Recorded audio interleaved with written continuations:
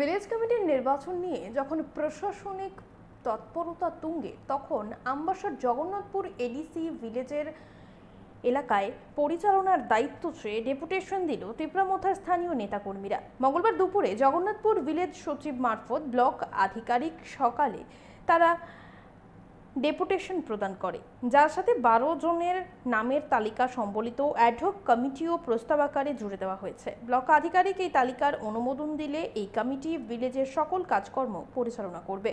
Village সচিব আজই এই তালিকা সম্বলিত স্মারকলিপি ব্লক আধিকারিকের কাছে পাঠাবেন বলে জানিয়েছেন। আমরা শুনবো ঠিক কি জানাচ্ছেন তারা। জগন্নাথপুর ভিলেজ কমিটি ত্রিপুরামথা পার্টির সদস্যরা একটা ডেপুটেশন দিয়েছে।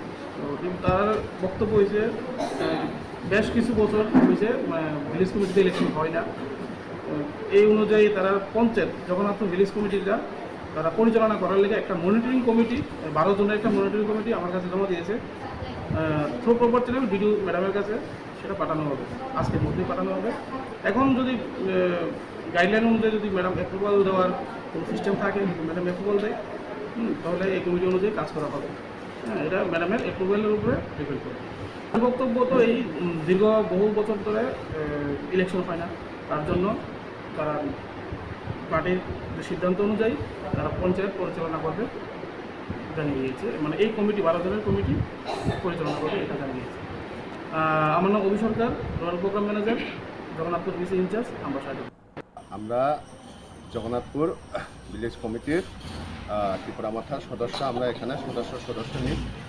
সবাই মিলে একটা আজকে আমরা রেজুলেশন জমা দিয়েছি আমাদের জগন্নাথপুর বিসি ইলেকশনে, জগন্নাথপুর ভিলেজ কমিটিতে। আমরা এই রেজুলেশন দেওয়ার মূল কারণ হয়েছে যে আমরা বিগত 5 বছর ধরে আমাদের এডিসি ইলেকশনে ত্রিপুরামথা জয়ী হয়ে 5 বছর রাজত্ব করেছে এবং 5 বছর শেষ হওয়ার পরে আবার আমাদের 2026-এ আমাদের আবার এডিসি ইলেকশন নির্বাচন হয়। এই নির্বাচনে আমরা আরও বিপুল বুথে এবং আরও সিট বাড়িয়ে আমাদের ত্রিপুরামথা জয়ী হয়েছে। তো জয়ী হওয়ার পরে আমরা দেখেছি যে ভিলেজ কমিটি আমরা আগেও পরিচালনা করেছি।